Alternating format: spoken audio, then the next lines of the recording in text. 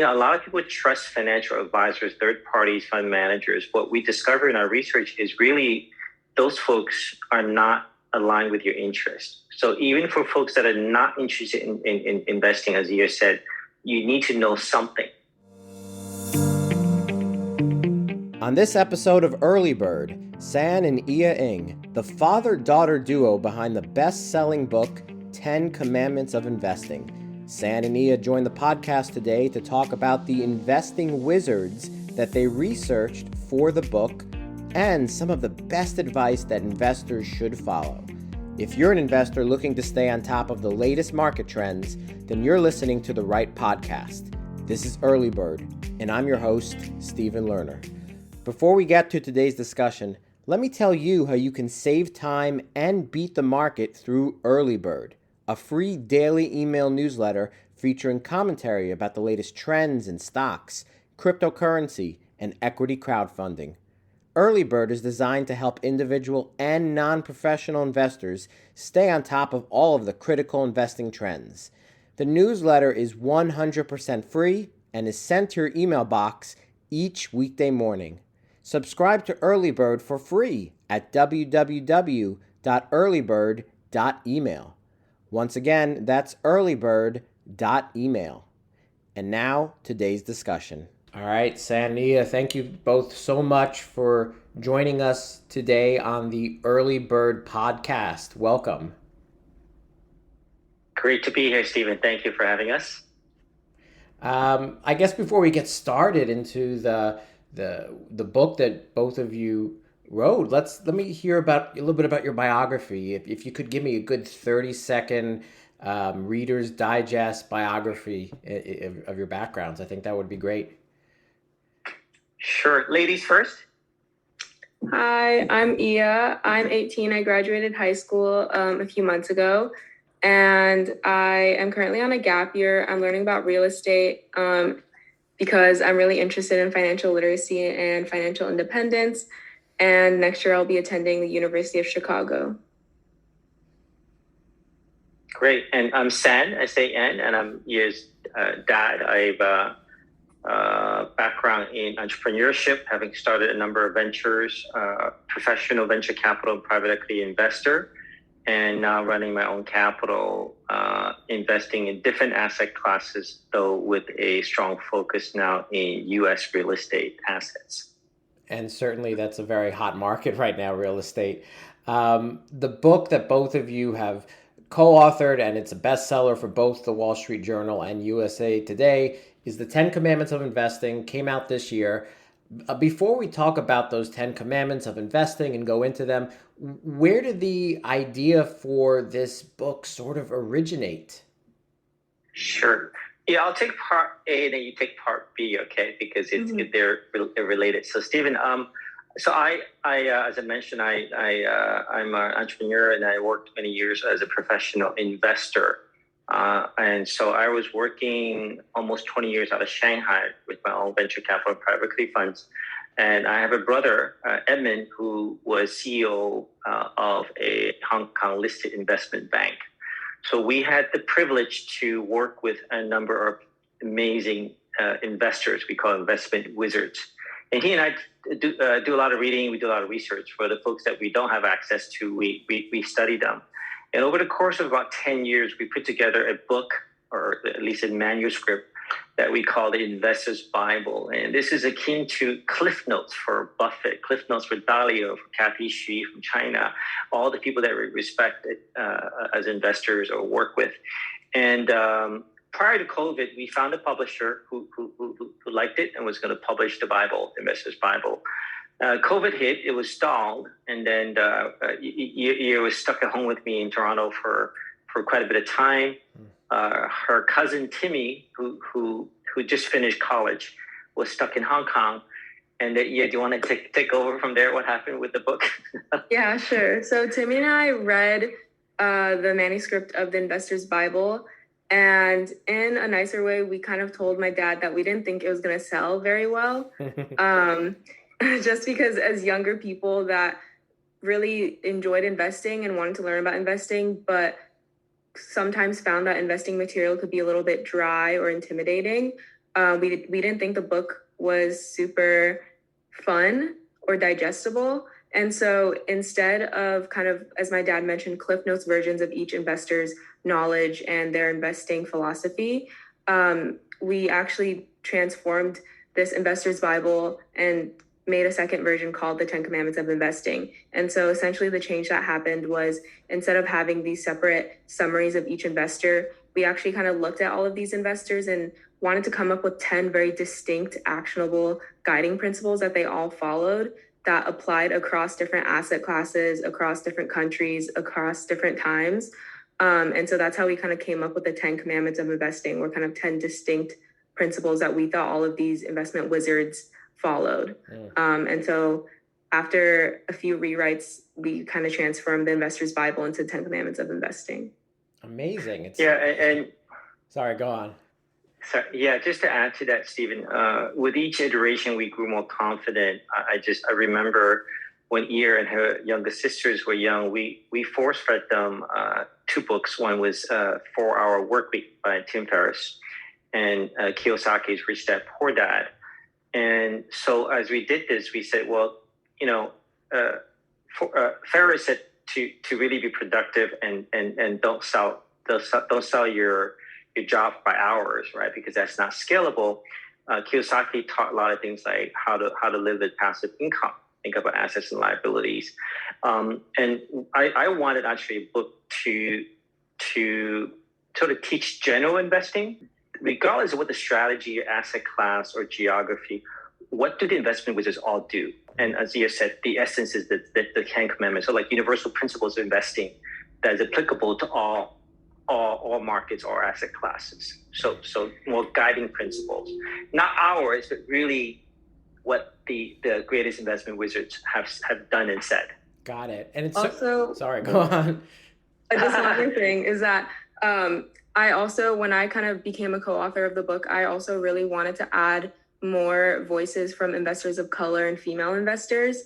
And so we tried to include we were able to interview a lot of these investors. And so we tried to include more knowledge from diverse backgrounds as well. And also we wanted to add kind of like fun stories. As my dad mentioned, Rich Dad, Poor Dad is a very engaging book. I was able to kind of read it even when I was very young. And so we added a lot of stories in between chapters so that even people like my little sisters could kind of read the book and understand it, especially because there's such a big financial literacy gap, especially for young girls. Well said. Certainly in society now, it's needed more than ever before. It sounded like a fun family project to a degree. Who were some of these investing wizards that you were able to draw their wisdom from, including some of you said you brought in more diverse wizards and experts. Who exactly did you draw the knowledge from? Do you want to take that, Ia? Sure. One of my favorite investors in the book, her name is Kathy Xu, and she's called the venture capital queen of China, and she was on the cover of Forbes. And so we were actually in the process of writing the book. We did these interviews, and we actually published these interviews on our companion website called Wizards Institute as we were kind of writing the book. So it was us learning while we were writing. But we were able to interview her, and she's quoted a few times in the book, and she gave really valuable insights. And so kind of from each of these interviews, we took a few lessons, or we took what we thought applied to each commandment and wanted to include that in the book as well. Yeah, we there's actually, in the English world, certainly there's unlimited knowledge, and whether it's YouTube or in writing on Western investors. But what was interesting was that whether we study investors from China or India or Europe, they all more or less followed these 10 Commandments. That was just a bit uncanny. They may call it something else. They may apply for trading versus, a different asset class, but more or less they all follow similar principles. And that was what was so exciting about it. And I think partly a great part of why the book is successful is we were able to capture that essence into really 10 guiding principles and prove that, this is applicable in many situations, right? And then Ia and Timmy the book is really their voice. A lot of the content is ours. and the substances are. So the book is really their voice. So and their voice is a lot more fun than my voice. So it was a good balance of good reading, stories, anecdotes, examples, interviews, but with enough substance that we think that even you, Stephen, an experienced investor, could get something out of it. It does sound pretty interesting. Ia, you mentioned about financial literacy before. Certainly today, for the average retail investor, as you know, there's no limit in terms of, well, there's limits, but there's more access to investing opportunities. But certainly the ability to gain knowledge and understanding about what you're actually investing in seems to be limited at certain points. Did that sort of influence this book in terms of the big financial literacy gap that we're seeing right now among retail investors? Yeah, I think that there is also just a fundamental lack of financial education or even awareness that that's a thing or that's necessary for people just in the education system. Like I've been very lucky to be able to go to several very prestigious and wonderful schools, but even in those schools, it's never really mentioned. And financial literacy was really only something I was able to learn about through outside reading like Rich Dad, Poor Dad. And the reason I became interested in it mostly was because of financial freedom. And I realized that you didn't have to work, you didn't have to trade your time for money. And so I knew that from a young age that I really wanted to achieve financial freedom, hopefully by my 20s, my late 20s, early 30s, or even earlier. And so that was a path that I didn't even know existed. And I think that a lot of young people are also not really aware because it's not taught. Like I know for my dad's generation, the right path was just to go to a good college and get a good job. And that meant you were successful. But I think it's being redefined. Financial literacy is needed today for many people. When we return, we'll hear from San and Ia about the 10 commandments of investing, including the importance of diversifying in investing. But first, let me tell you how you can become a more informed investor through Early Bird, a free daily email newsletter. Early Bird has commentary on the latest events and trends in stocks, cryptocurrency, and crowdfunding. With Early Bird's daily weekday email, investors can quickly stay on top of the trends and beat the market. Subscribe to Early Bird for free at www.earlybird.email. Once again, that's earlybird.email. And now, back to today's discussion. So, San and Ia, I want to talk a little bit about the 10 commandments of investing. Don't want to disclose all 10 of them, but if there's one or two that really stands out to you, what would those one or two be?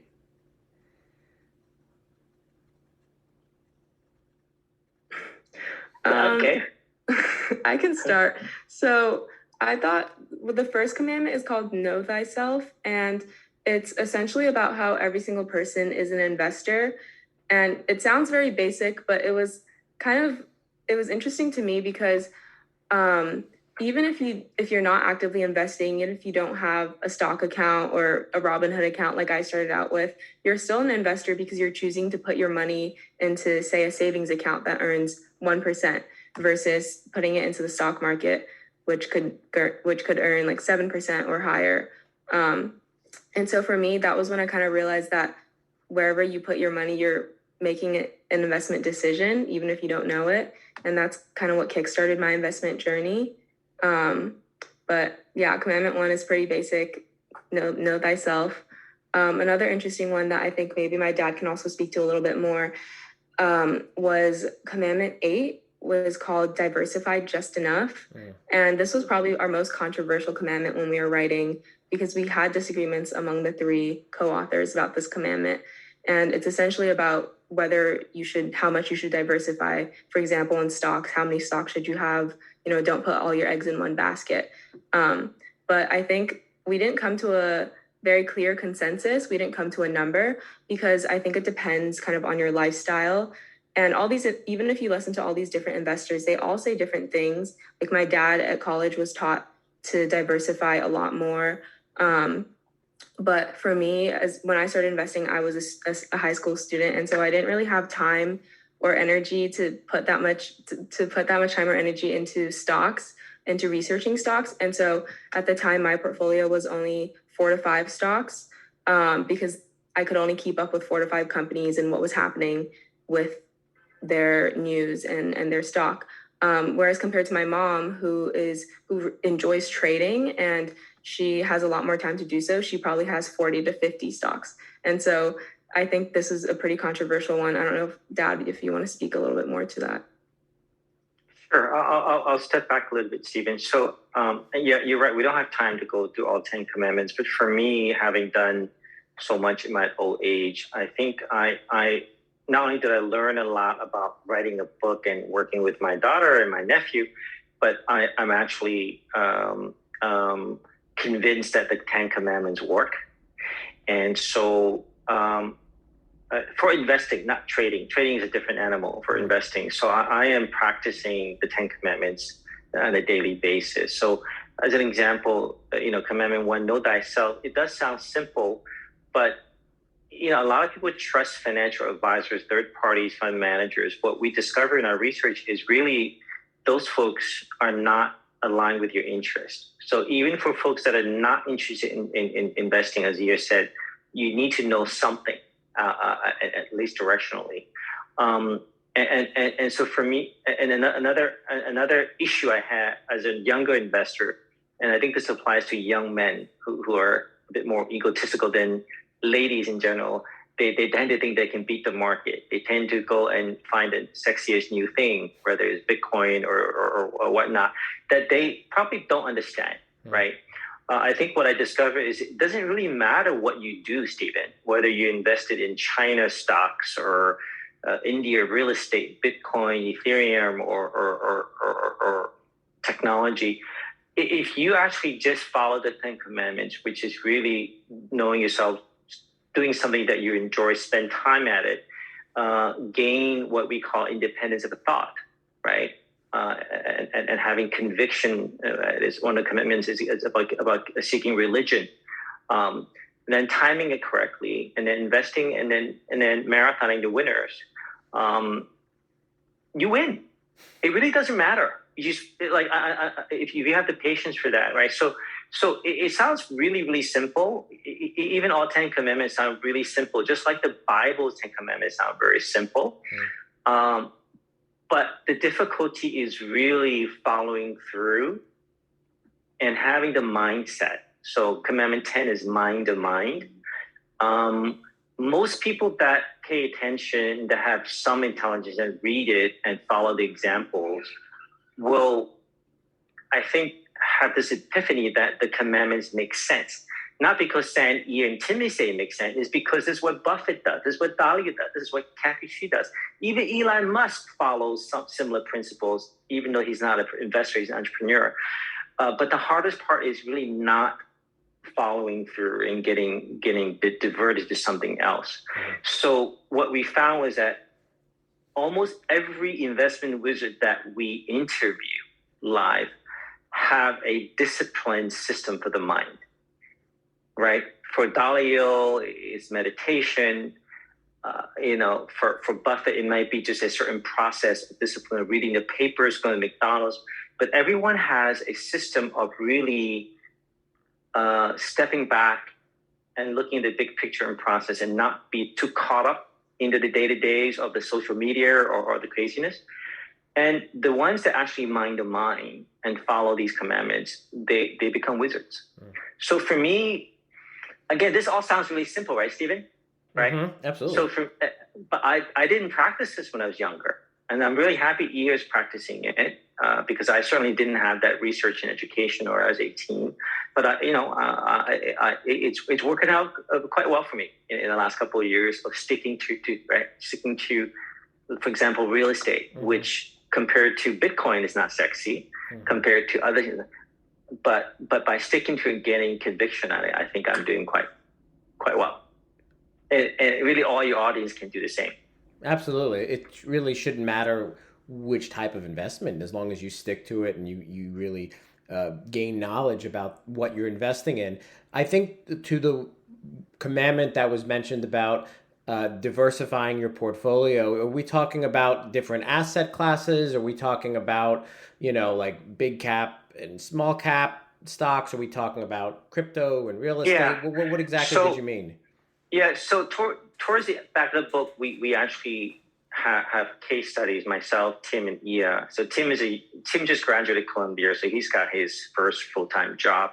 Ia is finished high school, and I'm a retiree. So we gave examples, right? And Mhm. so in terms of you start with objectives. What are your objectives, right? And kind of what you say. What's your risk appetite in terms of constructing your portfolio?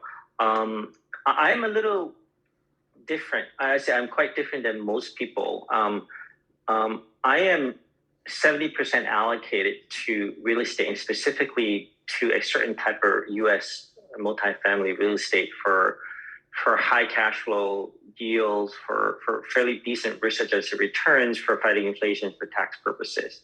And then the 20-30% allocation, I have more than most people in crypto and blockchain for a number of years now.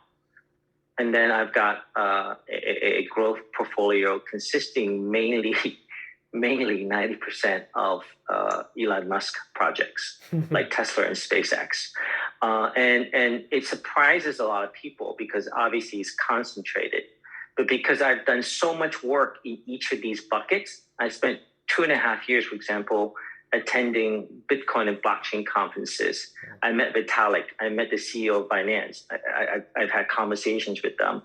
And I haven't met Tesla, but I could probably talk Tesla to a Tesla analyst all day.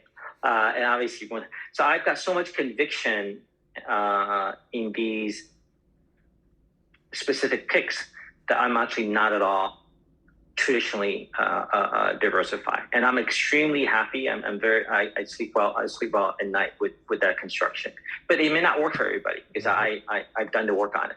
No, everybody should have a different portfolio based on their investing needs and the research they do. Absolutely.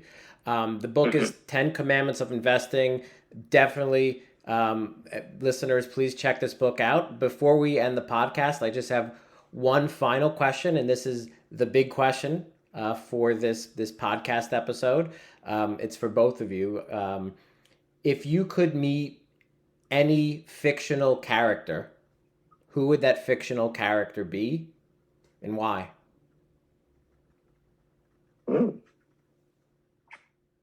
Why does it have to be fictional? Curious, as we think. If you want it to be a real person that you've never met, you can certainly switch to that. That's fine. Yeah, do you want to go first? I'm still thinking. Okay, I'll go first. And this is new. I recently invest in real estate in a town in New Jersey called Belleville, New Jersey, near Newark in New York. And I recently learned that this is actually the first Chinatown, the East Coast in America. So when the Chinese built the railroads to California, Stephen, you may know, right? The government passed the Chinese Exclusion Act, essentially trying to kick out all the Chinese.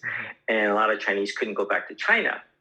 And they were not welcome. So Belleville, New Jersey, this dinky little town here, actually welcomed the first few hundred Chinese to settle here, which then seeded Newark and then New York and Boston. I went to an event last Chinese New Year that commemorated this event, and I took my dad and learned that my dad's grandfather was most likely one of the first to come from California to here. But there's no record of it. We just kind of put a few pieces together. So it's not fictional, but I think it's real. So it'd be kind of cool to kind of go back in time to actually find out exactly what happened, because it's not related to investing, but it's something that kind of came up recently that I thought was a surprise to me. But that our family goes back so far back into U.S. history. Well, yeah. I hope you find more evidence of that. That would be great. Ia. Yeah, so mine would actually be James Baldwin, who was an American novelist, and I've always really liked to read, and the most recent book I read of his was No Name in the Street, and it's kind of like a memoir of the 60s and the 70s and a lot of the racial turmoil and tensions that happened during that time. And I recommend the book to everyone. It's a really good read, but I would love to just talk to him and kind of glean some wisdom from him. Thank you again to San and Ia Ing for sharing your insights on investing. And thank you to everyone for listening to today's discussion. We'll be back next week for another episode of Early Bird. Have a great day.